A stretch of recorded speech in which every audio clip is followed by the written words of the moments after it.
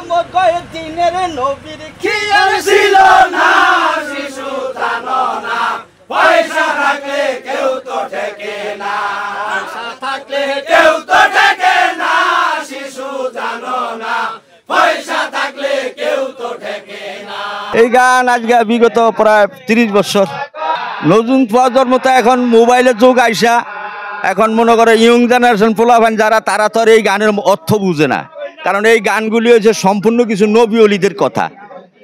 নবী অলিদের কথা হয়তো আমরা দুই সরকারে এখানে কথা বলতেছি, একজনে এক রকম ওনার ভাষায় উনি বলে, আমার ভাষায় আমি বলি। সেই দিনের 12টা রাত্রে গান আরম্ভ করে দিনের 12টা পর্যন্ত গান গাইছি, এরকম সময় গেছে।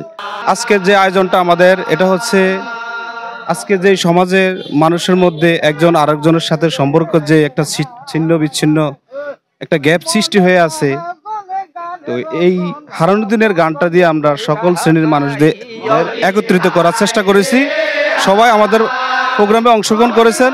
আমরা চেষ্টা করব এই প্রোগ্রামের মাধ্যমেই সকল শ্রেণীর মানুষকে একতাবদ্ধ হয়ে থাকার ভবিষ্যতে আহ্বান জানাবো। এখন এই গানগুলো হারিয়ে যাচ্ছে, হারানো দিনের গানগুলোকে উজ্জীবিত করার জন্য আমাদের নতুন প্রজন্মকে উজ্জীবিত করে এই গানগুলা বাঁচিয়ে রাখার জন্য যারা এই অনুষ্ঠানটা আয়োজন করছে তাদেরকে আমি আমার ব্যক্তিগত পক্ষ থেকে আন্তরিক ধন্যবাদ জানাই। এখন আমরা আসলে চাইছি যে বর্তমান সময়ের কালে পোলাপাইনে মাদক নিয়ে ব্যস্ত থাকে, মোবাইল নিয়ে ব্যস্ত থাকে, এইগুলি যেমন আমরা দূর করতে পারি, এই জন্য আবার মানে অতীতের গানগুলি টাইনা আইনা পোলাপাইনকে উৎসাহ দিতেছি, এইটাই আমাদের আসল উদ্দেশ্য।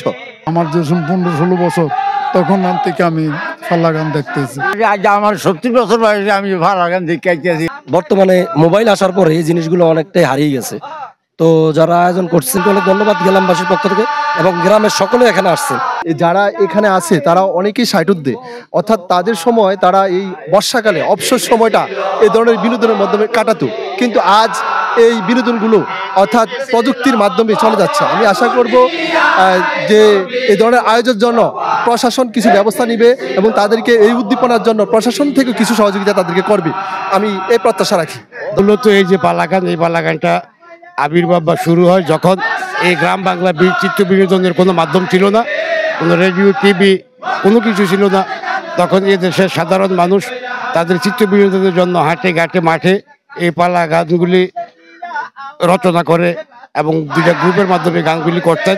মূলত বিশেষ করে আমাদের এই আকানিয়া গ্রামে এই পাল্লা গানের রচয়িতা আমাদের শেখবাড়ির মোহরচাঁদ, এবং পাশাপাশি আমাদের শামসুল হক সরকার, ফজর আলী সরকার, জয়নাল আবদিন, খলিলুর রহমান সহ মুরব্বীরা যারা আজকে দুনিয়াতে নাই, তারা এই গানগুলি খুব সুন্দর এবং সাবলীল কণ্ঠে এই এলাকার মানুষের চিত্ত বিনোদনের জন্য পরিবেশন করতেন এবং মানুষ সানন্দে এগুলি গ্রহণ করত। কিন্তু কালের পরিক্রমায় এই বিষয়গুলি আমাদের মাঝ থেকে হারিয়ে যাচ্ছে। এখনও কিছু মানুষ আছে যারা আজকে এই পাল্লা গানটার আয়োজন করছে। এগুলি আসলে নতুন প্রজন্ম যদি পুরনো দিনের স্মৃতিগুলিকে সামনে নিয়ে আসে, তাইলে আমরা 100 বছর আগের এই যে চিত্র বিনোদনের মাধ্যমগুলি ছিল, এই মাধ্যমগুলি আমরা আমাদের নতুন প্রজন্মের সামনে উপস্থাপন করতে পারি। আমি অত্যন্ত আনন্দিত এবং গর্বিত।